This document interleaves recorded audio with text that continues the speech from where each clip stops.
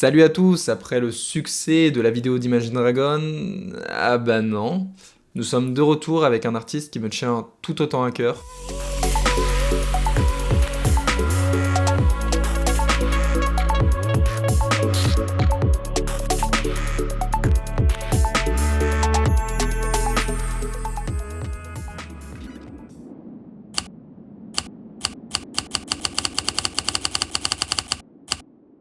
Nous sommes le 20 août 1983 à Los Angeles et un enfant voit le jour.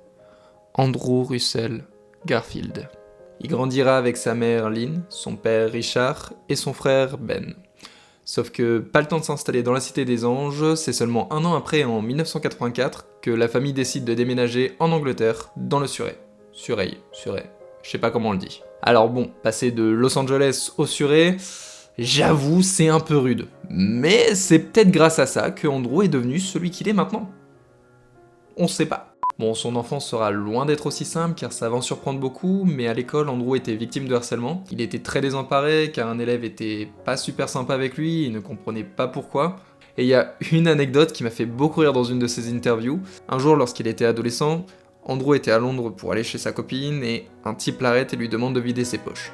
Bon, c'est pas la première fois que ça lui arrive et justement Andrew commence à en avoir marre et c'est pour cela qu'il va prendre son courage à deux mains et il va lui dire « Écoute, je sors de l'enterrement de ma mère. » Et ça a fonctionné. Le gars est resté 10 minutes avec Andrew pour le réconforter. Best move ever. Bon, le détail marrant, c'est que Andrew avouera plus tard dans l'interview qu'il n'a jamais raconté ça à sa mère par peur de la contrarier et honnêtement, je doute qu'elle lui en ait voulu. Bref, Andrew avait déjà le sens de la répartie, mais à cette époque, il pensait surtout à une autre carrière, le sport. Étant enfant, Andrew n'a pas tout de suite été attiré par le théâtre. Fils d'un entraîneur de natation et d'une institutrice, il s'est tout d'abord dirigé vers le sport. Mais alors, quel sport faire ? Il s'est tout d'abord dirigé vers la gymnastique. Bizarre. Et il deviendra très bon dans ce sport au point où un coach russe ira l'entraîner, mais c'est à l'âge de 12 ans, lorsque son coach ira s'asseoir sur son dos pendant un grand écart pour, soi-disant, augmenter sa souplesse, que Andrew ira se dire « Tiens, c'est peut-être pas une enfance ça !» Il va donc se rebeller pour la première fois face à son père, qui est lui-même coach, avec un vieux système de valeurs qui est le succès et les médailles d'or, au-dessus de tout sentiment de joie, de confort ou de plaisir. Andrew va donc se diriger vers la natation sous les entraînements de son père, mais sans grand succès. Finalement, il va tout arrêter, et c'est sa mère qui va lui donner l'idée de s'inscrire au cours de théâtre. Andrew va donc suivre les conseils de sa mère, et découvre donc le théâtre.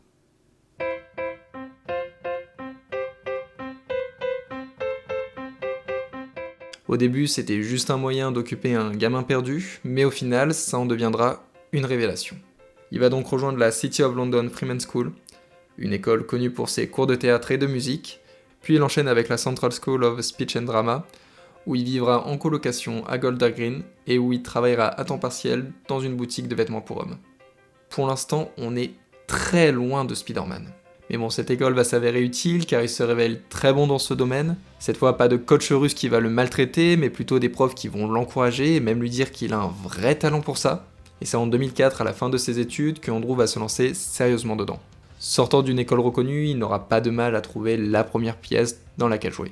La pièce Merci, au Soho Theatre à Londres, sera son premier rôle pro.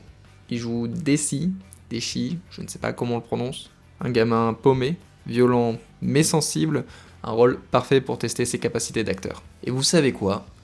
Ça marche, le public va déjà remarquer son talent. Mais Andrew ne va pas en rester là, et c'est en 2004 qu'il va décrocher un rôle beaucoup plus important. Il va jouer dans Kess, au Royal Exchange Theatre de Manchester, où il y jouera Billy Casper, qui est un ado solitaire, largué par le système scolaire, qui trouve refuge dans son lien avec un faucon. Je juge pas la pièce.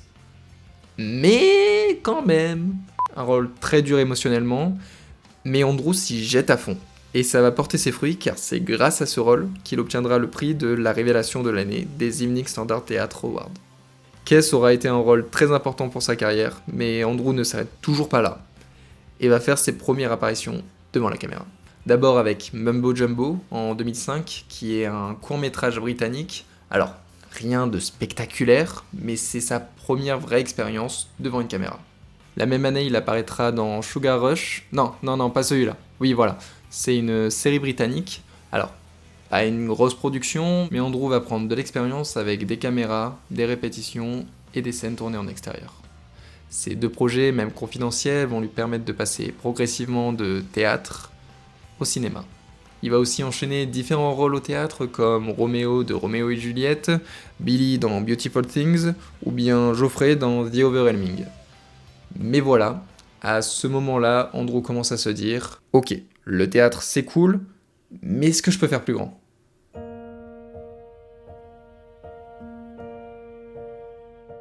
Bon voilà, nous sommes en 2007, et même si Andrew a un vrai talent pour la comédie, il a quelques soucis d'argent. Et je le comprends. Il va donc enchaîner différents jobs comme un supermarché dans les banlieues de Londres, serveur chez Starbucks, télévendeur dans une boîte de marketing et assistant d'un entraîneur de cricket. Et c'est là qu'il va accepter un rôle qui va vraiment marquer sa carrière. Boy A, ou Boy A, comme vous voulez. Le scénario va lui parler directement. Pour la faire courte, c'est l'histoire d'un jeune homme qui sort de prison après avoir commis un crime étant enfant et qui essaye de retrouver une vie normale. Andrew explique qu'il a été fasciné par la complexité du personnage, un mélange d'innocence, de culpabilité et de recherche de rédemption. On est toujours très loin du rôle de héros cool. Et ça, c'est exactement ce qu'il cherchait. Un rôle difficile qui allait lui permettre de prouver ce qu'il valait. Et résultat des courses, il explose à l'écran. Sa performance est tellement remarquée qu'il remporte un BAFTA du meilleur acteur en 2008. Boy Ace, c'est le film qui l'a fait passer du statut de jeune acteur prometteur à celui de « Ok, lui, il va aller loin ». C'est exactement ce qui va se passer car la même année, il va se retrouver dans Lion et Agneau, réalisé par Robert Redford. Oui, Robert Redford. Avec un casting de fou qui est Tom Cruise, Meryl Streep, Robert Redford et au milieu, Andrew Garfield. Alors pourquoi Andrew a accepté ce rôle ? Alors déjà, soyons honnêtes, tu sors de l'école, on te propose de jouer dans un film avec Tom Cruise, Meryl Streep et Robert Redford, tu fonces. Mais surtout, Andrew explique qu'il voyait ce film comme une opportunité d'apprendre aux côtés de légendes. Mais bon, le film n'aura pas eu un gros succès. Mais pour Andrew, c'était un pas stratégique pour passer de film indépendant britannique à Hollywood. Andrew va donc faire quelques apparitions en 2007 dans des séries, comme Scotland Yard, Crime sur la Tamise, où il jouera Martin Douglas, et Doctor Who, où il jouera Frank. Et là, petite pause en 2008. Pas de gros films, ni de pièces de théâtre, mais pourquoi ? Andrew sortait de Boy A et de Lion et Agneau, et il a voulu prendre le temps de choisir ses prochains projets.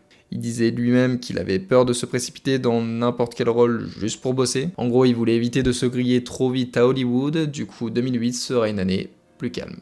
Et c'est en 2009 que Andrew va remettre les gaz. Il est partout. Entre séries, téléfilms, courts-métrages et longs-métrages, il explose de toutes parts. Et c'est en 2010 que Andrew Garfield va vraiment exploser. 2 films avec 2 rôles très différents. Tout d'abord, Never Let Me Go, réalisé par Mark Romanek. Andrew joue Tommy, un jeune homme tourmenté, sensible, fragile et amoureux. Le film est intense et émouvant, et Andrew doit montrer toute la palette de ses émotions. Colère, peine, désespoir et un amour maladroit. Mais malgré ça, le film ne connaît pas un gros succès. Avec un budget de 15 millions, il n'aura rapporté que 9,5 millions. Et après, The Social Network de David Fincher qui aura beaucoup plus de succès. Là, il incarne Eduardo Saverin, le cofondateur de Facebook, trahi par son meilleur ami, Mark Zuckerberg, joué par Jesse Eisenberg. Non, pas lui. Oui, voilà, c'est lui. C'est un rôle complètement différent, plus contemporain, plus vif, avec des dialogues rapides et des scènes très intellectuelles. Ces 2 films si différents prouvent une chose. Andrew Garfield n'est pas juste un acteur prometteur. Résultat, la presse internationale commence à le remarquer sérieusement. 2010, c'est l'année où il devient un acteur qu'on ne peut plus ignorer. Et en 2011, de retour pour une pause. Mais pourquoi ?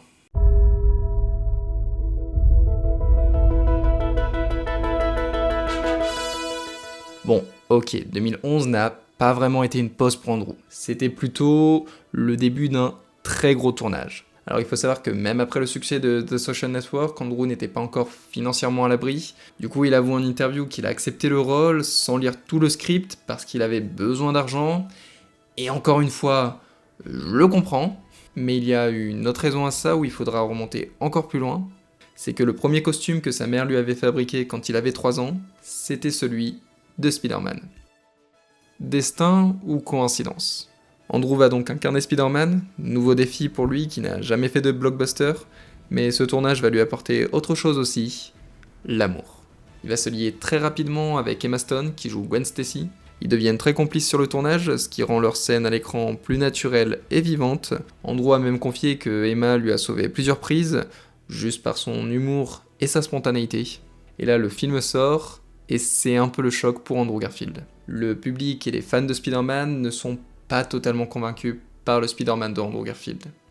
Certains reprochent au reboot d'arriver trop vite après la trilogie de Tobey Maguire, d'autres trouvent que l'histoire est trop familière et que le personnage est très différent de ce qu'ils avaient imaginé, mais certains décrivent le jeu d'Andrew comme étant crédible, attachant et capable de montrer toutes les failles de Peter Parker derrière le masque. Andrew lui prend ça avec philosophie, il sait qu'il a pris le rôle pour le personnage et non pour plaire aux critiques, et au final, même si les débuts sont difficiles, ce Spider-Man pose les bases d'un personnage plus humain et émotionnel, et Andrew Garfield se fait remarquer comme étant un acteur capable de porter un blockbuster tout en restant crédible et attachant. Et en 2013 commence le tournage du deuxième opus. Cette fois, la pression est encore plus grande, le public connaît le personnage et les attentes sont énormes.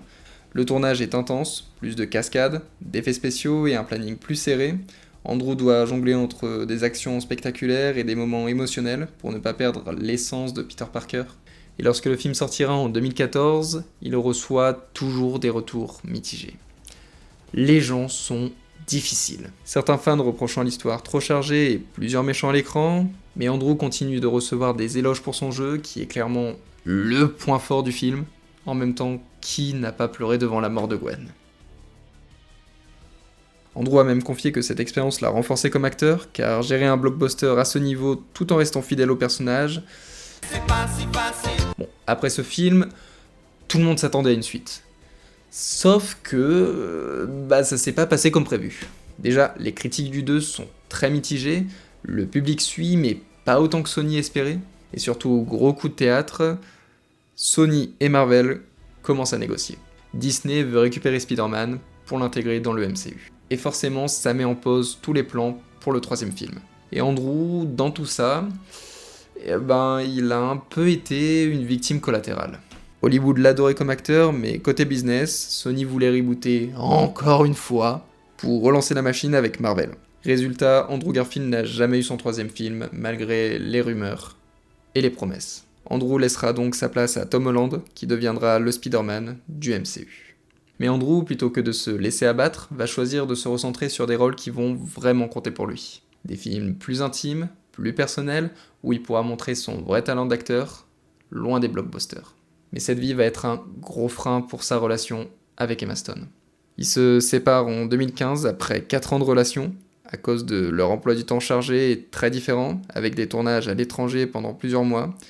Ils décident donc de juste rester amis et d'évoluer individuellement. Andrew continue donc sa route en solo. Il va donc jouer dans des films qui comptent vraiment pour lui, plus intenses, 99 Homes, Silence de Scorsese, ou encore Tu ne tueras point de Mel Gibson, mais derrière les projecteurs, Andrew Garfield va traverser un drame personnel qui va bouleverser sa vie. En 2019, il perd sa mère Lynn, celle qu'il a toujours soutenue, et qui lui a même donné l'idée de faire du théâtre. Andrew dira que cette perte a été un choc immense pour lui. Il était proche d'elle, et sa mort l'a complètement bouleversé.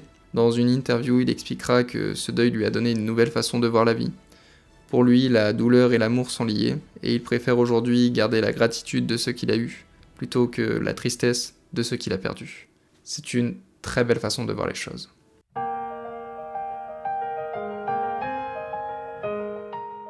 Bon, comme on a pu le voir, pendant quelques années, Andrew Garfield va s'éloigner des superproductions. Il jouera dans des films plus intimistes, pour lesquels il décrochera même une nomination aux Oscars en 2017 pour Tu ne tueras point. Et c'est en 2021 qu'il revient sur le devant de la scène, avec un rôle qui va lui coller vraiment à la peau.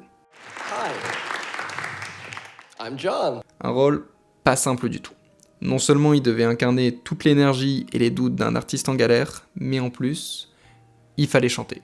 Et problème, Andrew Garfield n'a jamais pris un vrai cours de chant de sa vie, et il savait que sans ça, il allait perdre le rôle. Alors, il a bossé comme un malade, il a pris des cours intensifs avec Liz Kaplan, qui est une coach vocale ultra connue à Hollywood. Il a travaillé sa respiration, son oreille musicale, et il s'est entraîné tous les jours. En quelques mois, il est passé de zéro expérience à interprète crédible de comédie musicale. Et résultat, le film cartonne. Le réalisateur Lin-Manuel Miranda dira même que Andrew ne voyait plus personne à l'extérieur pour incarner Larson, et il décrochera même une nomination aux Oscars du meilleur acteur qui se fera voler par Will Smith. Un vrai retour en force qui prouve que malgré les hauts et les bas, Andrew Garfield reste l'un des acteurs les plus talentueux de sa génération. Et là, 2021 nous réserve une autre surprise, personne ne s'y attendait vraiment, enfin, un tout petit peu. Et pourtant, Andrew Garfield va enfiler de nouveau le costume de Spider-Man pour No Way Home. Pour lui, c'était l'occasion de réconcilier son Spidey avec le public, parce qu'on va pas se mentir, ces deux films lui ont laissé un goût amer.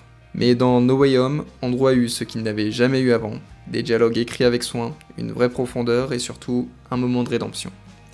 La scène où il sauve MJ alors qu'il n'avait pas pu sauver Gwen, un moment culte où tout le monde en salle a eu des frissons.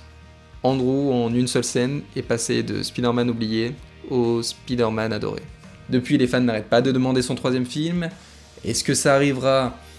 Je l'espère. Et pour finir, après le triomphe de Tic Tic Boom, Andrew ne s'arrête pas là. Il continue de privilégier des rôles qui lui permettent d'explorer des émotions plus profondes et de montrer l'étendue de son talent. Un film intimiste où il incarne un personnage complexe, pris entre ses sentiments et les aléas de la vie. Ce rôle confirme son attirance pour les histoires humaines et sincères, loin des blockbusters.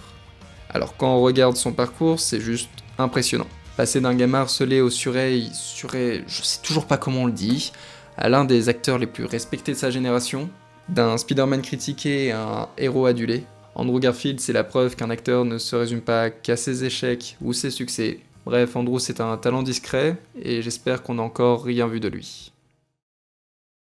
Si t'as aimé cette vidéo, n'hésite pas à mettre un like et même à partager cette vidéo, et surtout n'hésite pas à t'abonner, et à la prochaine pour le prochain artiste.